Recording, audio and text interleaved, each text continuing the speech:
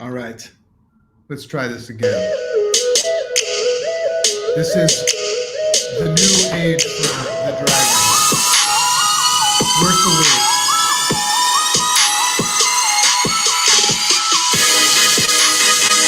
Great morning, world.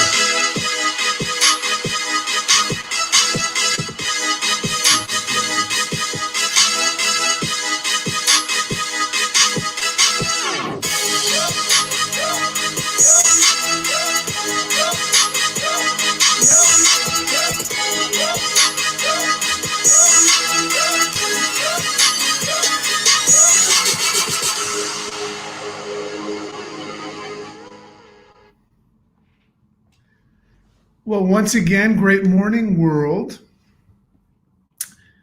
Interesting.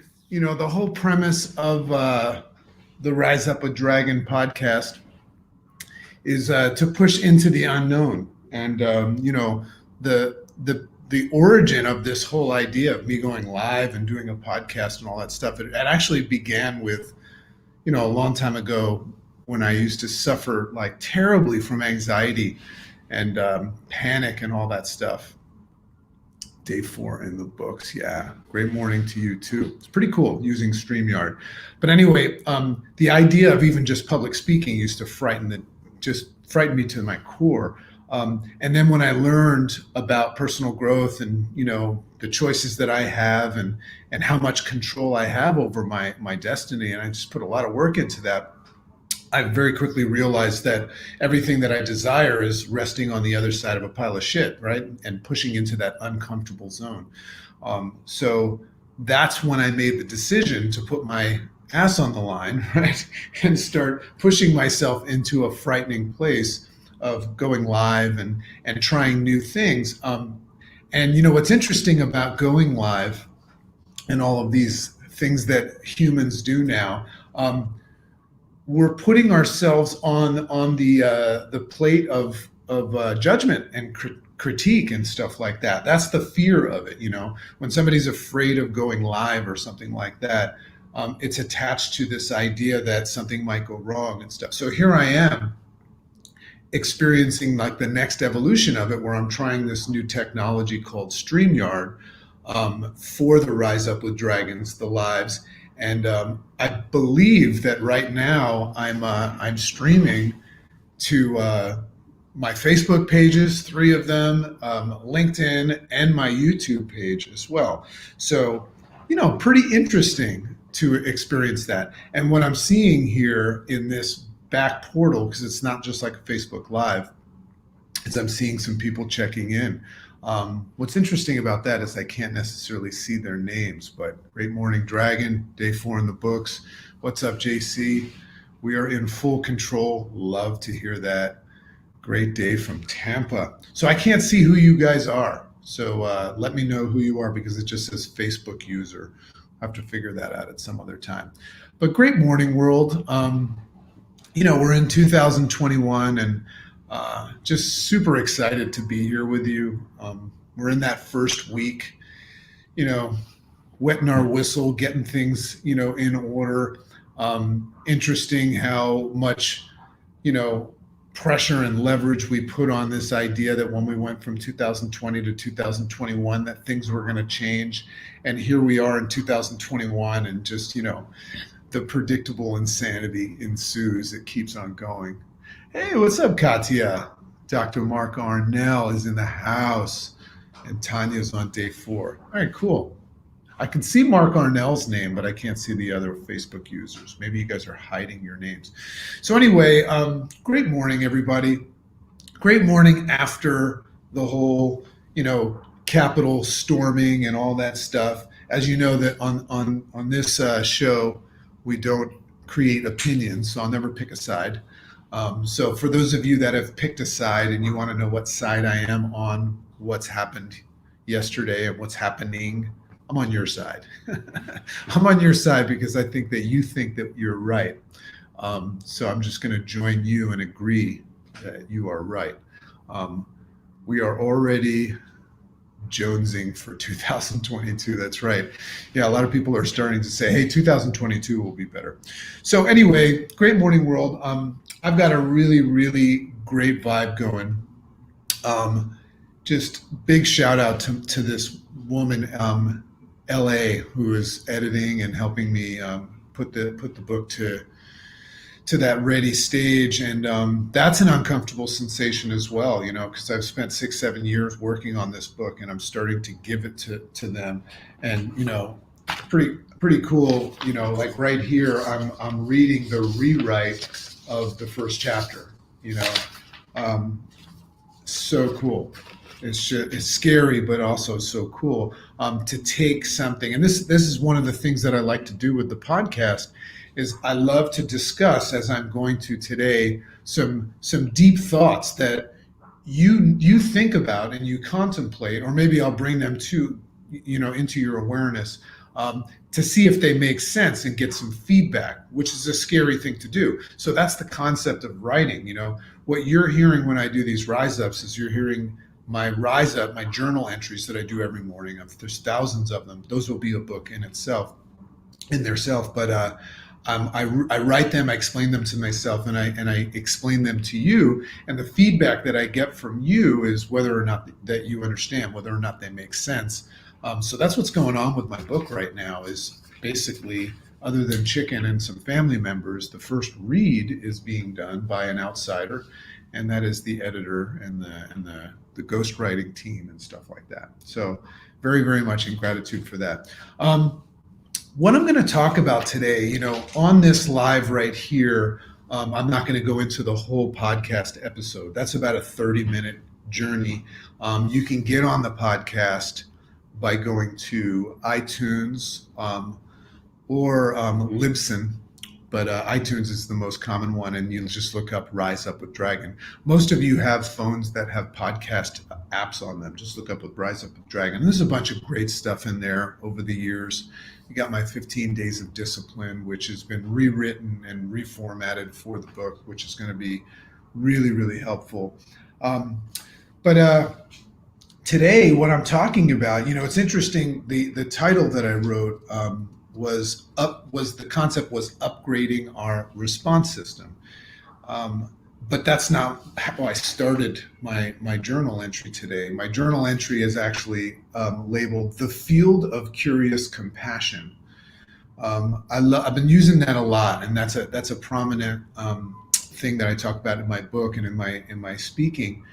This idea of being curiously compassionate. We'll probably get into that in a little bit, or maybe in the deep dive. And then it's just, you know, what happens to me.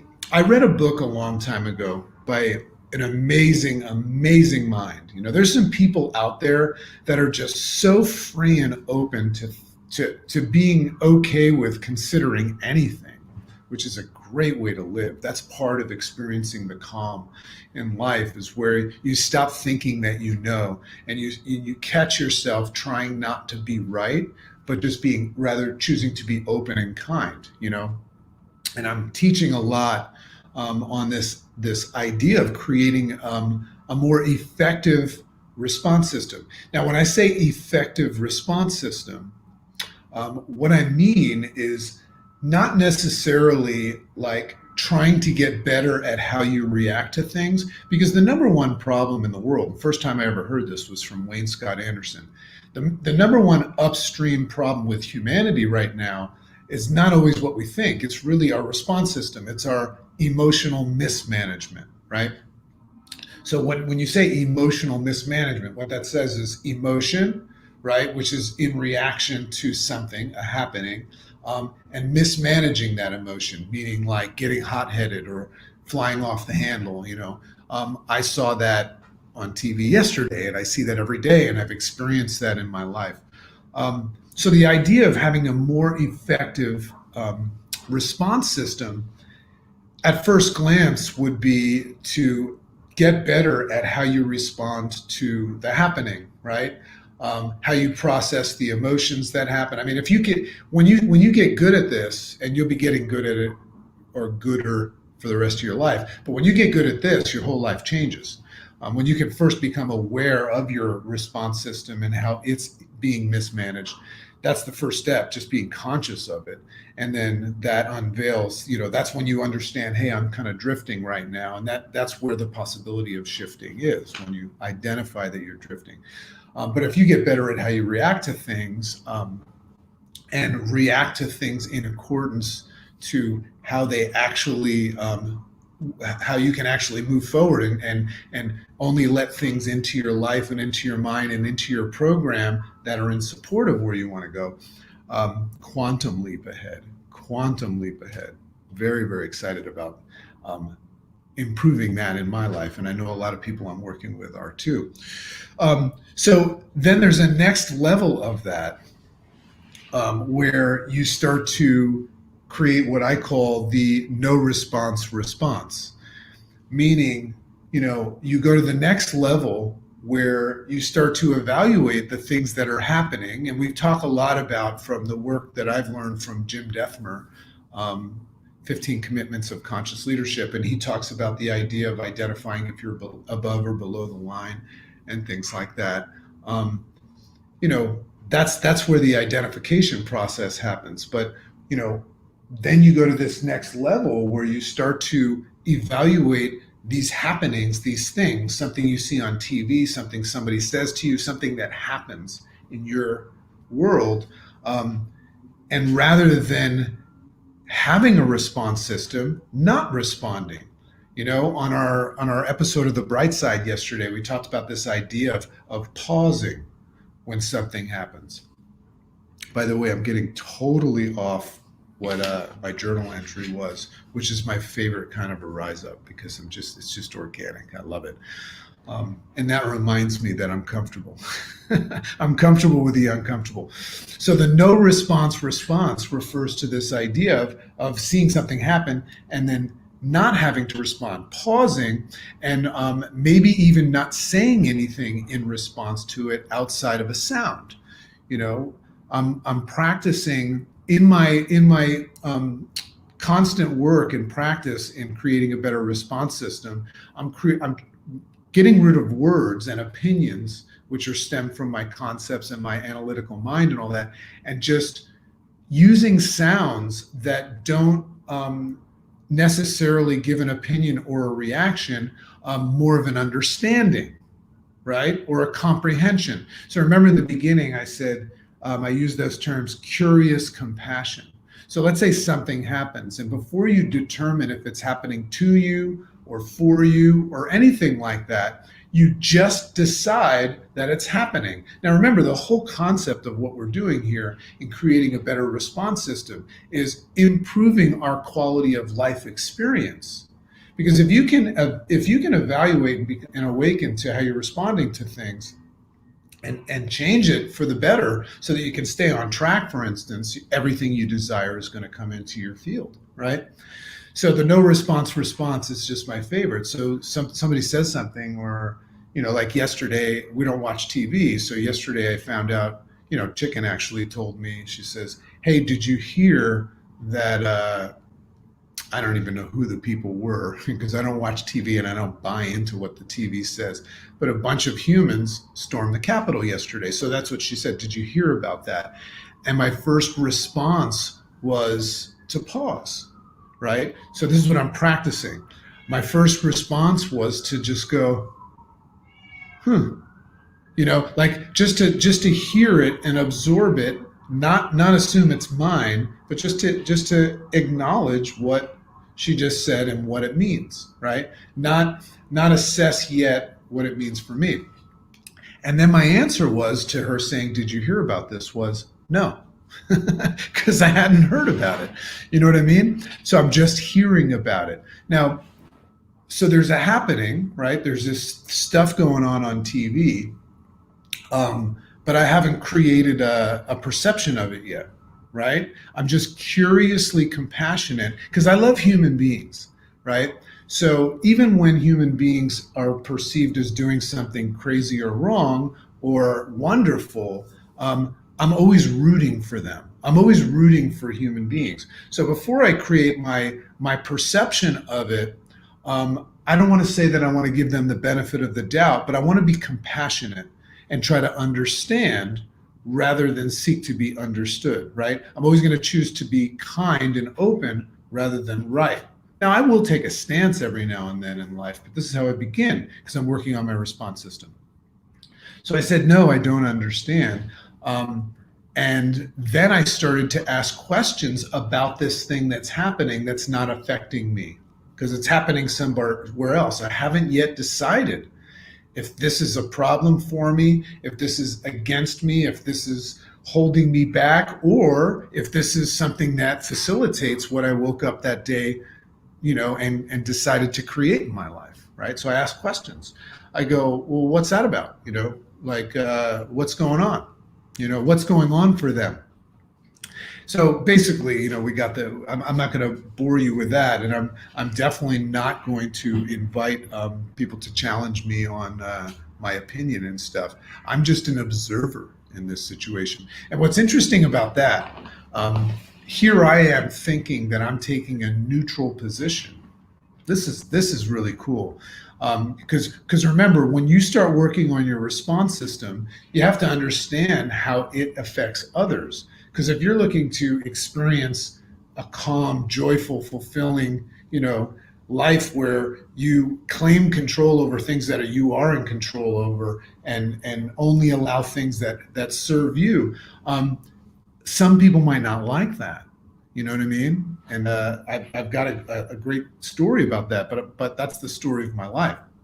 Is sometimes when you decide to choose a path of least resistance for your goals, somebody that is unconsciously experiencing resistance, they might not like that. I'll give you an example.